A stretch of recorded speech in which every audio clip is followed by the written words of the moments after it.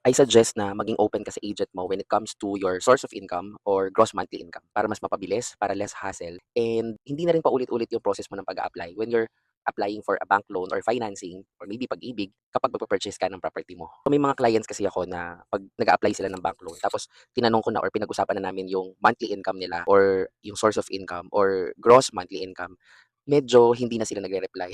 I understand whether malaki or maliit yung gross monthly income natin. Minsan 'di ba, it becomes our insecurity or nahihiya kang sabihin kung malaki yung salary mo, safety, or puwede rin namang insecurity kung maliit yung sweldo mo. Pero you know what, 'pag tinatanong ka ng agent mo about your gross monthly income, I suggest na mas maging honest ka sa kanya kasi mas mapapabilis talaga yung proseso. Kasi alam niyo kapag nag-a-apply tayo ng property, meron tayong tinatawag na monthly income requirement.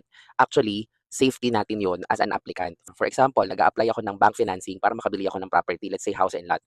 Tapos, yung house and lot na yon gusto kong hulugan on a monthly basis. Tapos, ang hulog ng monthly ko do'n is let's say umaabot ng 20,000 a month.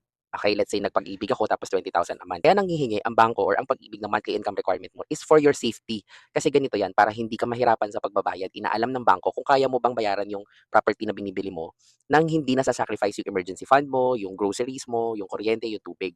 Meron tayong monthly amortization computation. Gumamit tayo nitong monthly amortization calculator. Type nyo lang sa Google search yung monthly amortization calculator. So let's say, ang bahay na bibiliin mo is worth 3 million. Okay? Tapos gusto mo siyang i-loan sa pag-ibig or sa bank. Tapos babayaran mo lang 30 years. Okay? So, lagyan mo dyan 30 years. Tapos, let's say, ang interest rate ng bank is 6%. Sabihin na lang natin. And then, let's press calculate. Okay, so ngayon, 17,000 pesos yung babayaran mo monthly. Actually, 18,000 kasi 17,986. Ngayon, ang question, bakit tinatanong ng agent kung magkano yung sweldo mo? Kasi kung ang sweldo mo is 30,000, do you think magkakasya pa yung 30,000 kung magbabayad ka na ng monthly sa bahay, which is 17,900? Let's say close na natin ng 18,000. Kung 30,000 yung sweldo mo, magkano lang matitira? 12. Magbabayad ka pa ng kuryente, ng tubig, ng groceries, savings mo pa, emergency mo pa. 'Di ba? So that's the reason why tinatanong ng agent yung income natin para pag nag-apply ka sa pag-ibig tsaka sa bangko, hindi na pabalik-balik yung papel mo. At syempre ang pinaka-reason talaga niyan higit sa lahat, para hindi ka mahirapan magbayad. Kasi alam niyo may mga agents na, "Sige kaya mo 'yan, sige gagawan natin ng paraan, dadayain natin yung papel mo. Sige gagawan natin ng paraan, ako ng bahala basta makakapasa ka dito." So dadayain yung papel ganyan, so nakapasa. So ang nangyayari yung kliyente at in the middle of the journey ng pagbabayad niya, hindi niya natatapos yung babayaran niya. You know why? Kasi nga hindi nga siya prepared. And that's the reason mayroong monthly income requirement kasi tinuturuan din tayo o pini-prepare din tayo ng financing na kayanin natin yung 30 years na yan ng pagbabayad, 'di ba? Unless meron kang ibang side hustle. Let's say, ito lang yung talagang monthly income mo, 30,000, pero may mga side hustle ka. Hahanapan ngayon yan ng pag-ibig or ng bangko, ng financing, hahanapan yan ng mga papers kung totoong kumikita ka ng ganyang amount ng money. 'Di ba? Simply because ayaw din naman ng financing na in the middle of the journey ng pagbabayad mo, hindi mo natatapos, 'di ba?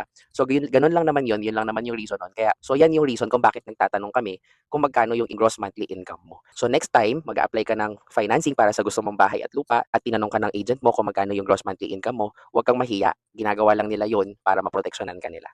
Pero kapag kulang yung monthly income mo at sinabi ng agent mo na gagawan natin ng paraan, dadayain natin 'yan, red flag 'yun kasi ang gusto lang ng agent mo makakuha ng commission from you.